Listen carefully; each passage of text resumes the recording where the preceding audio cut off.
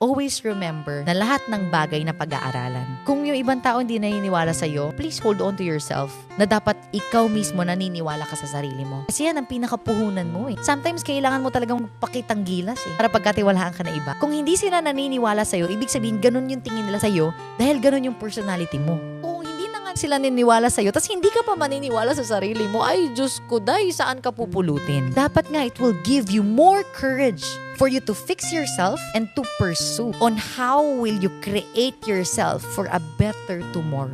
Yun ang mindset ko eh. Pag may taong hindi naniwala sa akin, hindi ko siya i-blame. Baka kasi yun talaga ako. Pero this time around, I will be more motivated. Yung pala yung tingin sa akin ng environment ko. OMG, I need to fix myself. Because if you think other way around, na ito yung tingin sa akin ng environment ko, ayoko na lang, kawawa naman ako. You will really not be able to fix yourself until when kanilang titignan na ganyan ka. Parang in all due respect to myself, I will fix myself. And I will prove, not to them, but to myself, para umayos naman yung image ko at kahit anong pasukan ko, maniniwala sila sa akin.